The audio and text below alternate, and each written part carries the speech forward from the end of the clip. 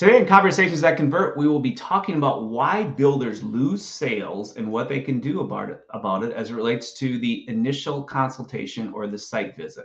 Let's jump in. Welcome to Conversations That Convert. Every week, we'll spend about 10 to 15 minutes tackling relevant lead generation, marketing, and sales topics for remodelers, home improvement companies, and home builders.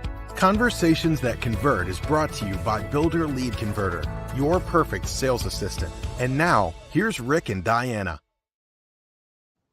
Welcome to Conversations That Convert, everyone. Thank you so much for joining us. Welcome, Diana. Nice to see you.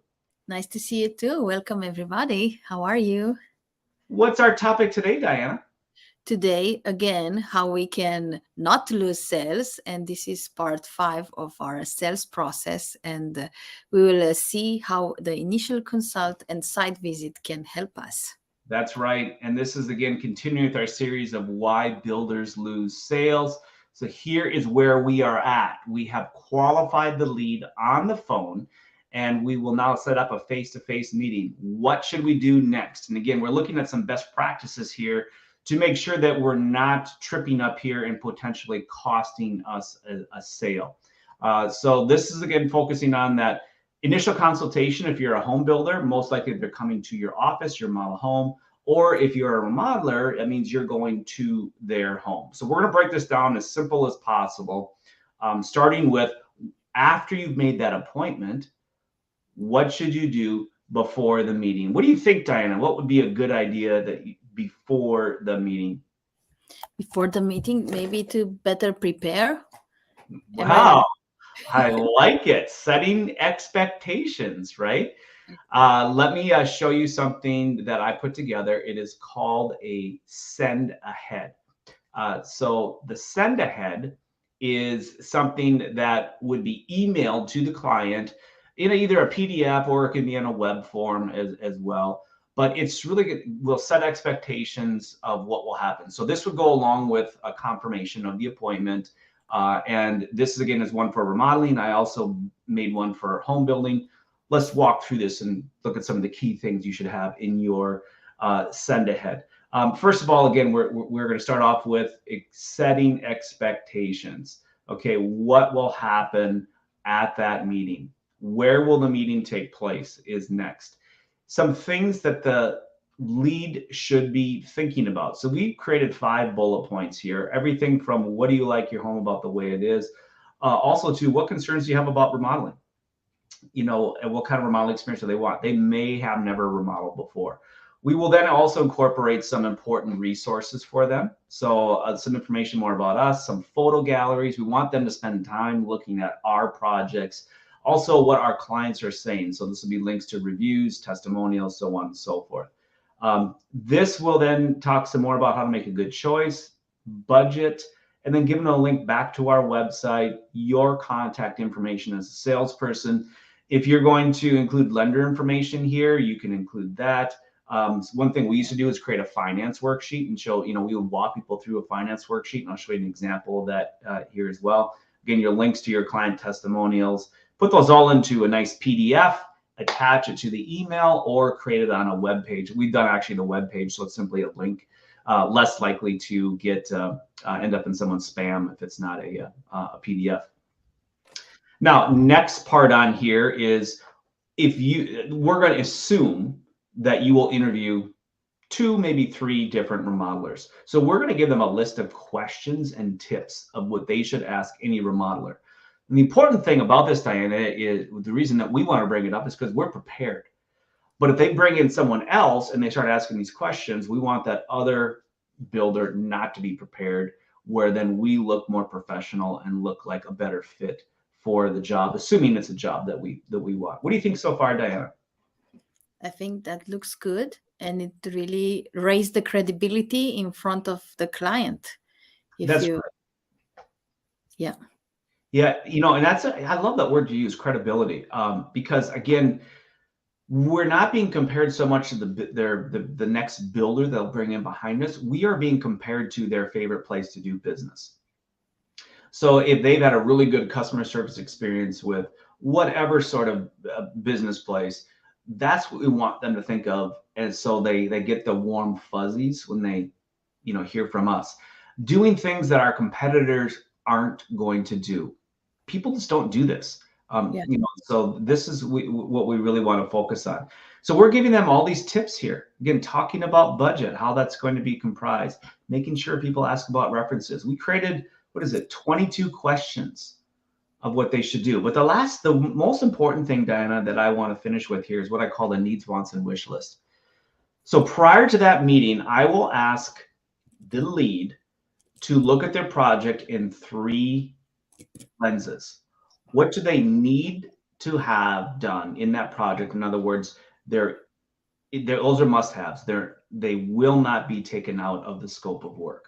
And then I want them to look at it from, what do I want to have in the project and what do I wish I could have in my project? And this is very important because this is how I suggest you break down your pricing as well. When you come back to give them a budget proposal, that it would have more of a lump sum for their needs, and then you would itemize out or break out their wants and wishes. More likely than not, you will come in within their budget with all of their needs, and then they can decide to remove any wants or wishes. So that is really step 1 that I would do, is setting up that send ahead. Any other thoughts, Diana? Just noticing that for me, in remodeling, especially wants and wishes are at the same level. So I can make the distinction between, so, okay, I need to get things done. That's in my head. And then what I want is what I wish. Then I will want to implement it no matter what. So I don't think this is good for the budget, but now I realize that my wants and wishes are in the same place. I can't distinguish between them.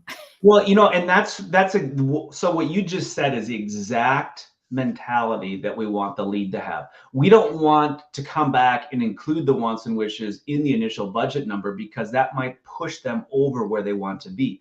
I want to come back and say, look, I can do the project within your budget. It will include your must-haves. And then you can decide if you want to take some of these wants and wishes and add them to that. But ultimately, it's your choice. So then they're working against themselves versus I'm the bad guy because the price is too high. Do you see where I'm coming from? Yes, that makes sense. So let's look at one more thing that I like to send out. I think it's a good idea prior to that first meeting. This is something like a frequently asked question. These questions should really be comprised of the most common objections you get at that initial consultation. So I put together this document when I was working with a client. We had 7 questions that were really just veiled objections that we had heard over and over and over again from our leads. And so let's say the question is, why is pricing so high? So I can break one down on pricing. Well, in this case, they were, talking about the questions they have. They were a custom builder, and they were being compared to, say, semi-custom or production builders. So builders that had a base price. So why don't you, what's the base price of your plans? Well, we don't have a base price. So then we broke down and we talked about different types of builders. But this, again, is a document that's going to address those things that the majority of your leads will ask, or at least have an objection over. So that's something, again, can get attached to your send ahead, and then you can let the homeowner work through it. If that objection comes up while you're at the meeting, you can pull out the sheet and you can say, hey, we sent this to you ahead of time. Did you get a chance to review this? No. Okay, great. Let's take a look at it right now. What do you think about that one, Diana? I think it's very smart, and they can really support the client to visualize what's going on. So what's the road? They can clearly see the road. Let them see the road. I love it. All right. So that was before the meeting. Now let's go to and have the meeting. So we're face to face now, either at our office, our model home, if we're home building, or we're at their home doing a site visit. So what do you want to have happen at the meeting? Very simply here, I want to shift their focus away from their favorite question. How much project can I get for how little price? Everyone wants the most, and they want to pay the least. It was the last couple of days looking at purchasing a new car. And so, of course, I'm trying to get the most amount of car for the least amount of money and making comparisons and trying to understand what I'm getting. So yeah, it's human nature. I don't want to overpay for something. Now, cars, it's a lot easier because I can look at brands of cars and trim packages, and I can try to make that quote unquote apples to apples comparison. So the point here is during the meeting is you want to make yourself stand out as that you are unique, you are specialized, you are something that cannot be compared. And we are going to use another visual here. I'm going to go ahead and show this and bring it on screen. This is something we came up with, which is really more or less just a breakdown of what you will be talking about at that first meeting. So this is a former client of mine who is now retired, but this is a breakdown of what they used to review on an iPad with the client at the first meeting, where this is again an example of a remodeling. So we would give an overview of the time together. Again, consider this an interview. You're interviewing us, we're interviewing you, a little bit about the builder, doing some definitions, and talking about what is the next step. So if you are happy with us, we will ask you, if we think you're a good fit, we'll ask you one simple question. Would you consider partnering with us to remodel your home or build your home? Yes or no?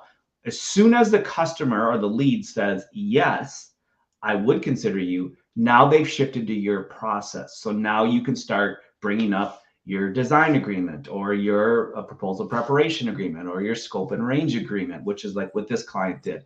So that's what we're trying to get, is a simple yes or no from the lead. So this went into, again, little background on the builder. And you notice that we're using visuals. We have some bullet points here. There's also a script that went with this.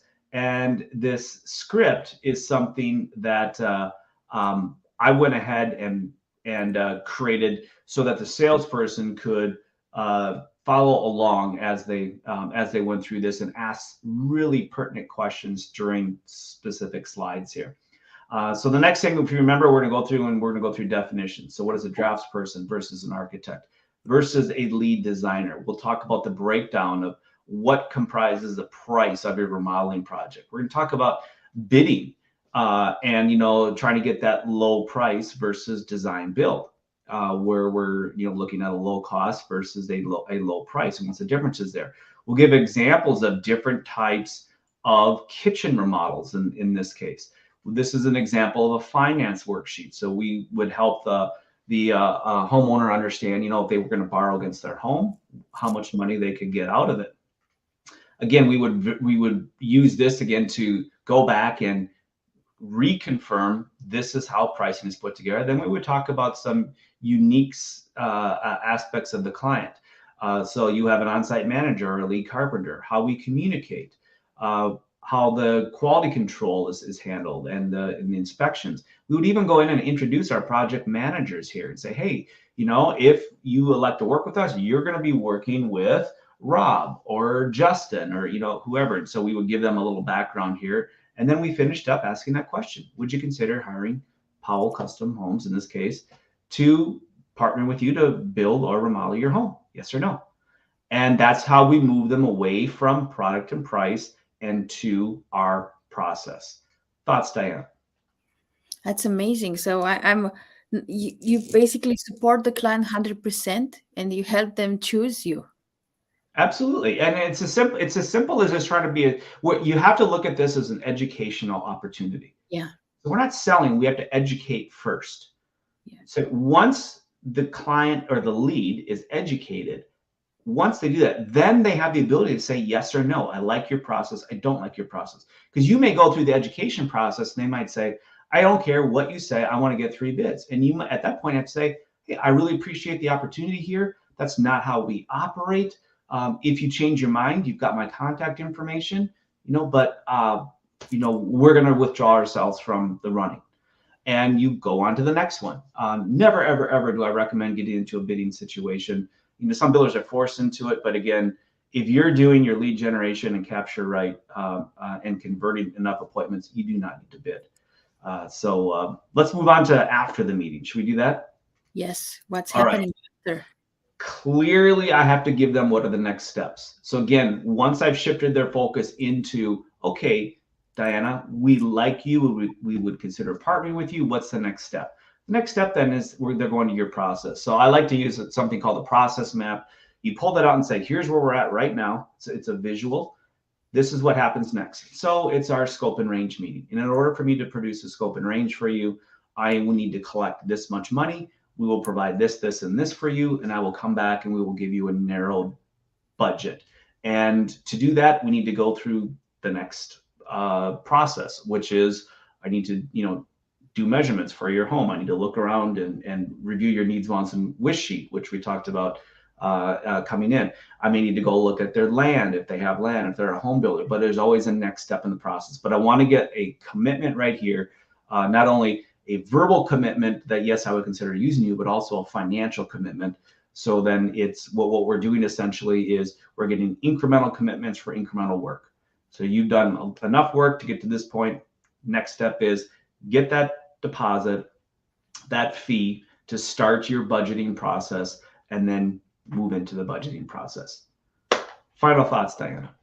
And it's done before, during, and after, and then where do I sign the contract? Yeah, it's done. Well, we're getting the details. So we're making the unknowns known at this point because everyone wants to know how much project can I get for how little money.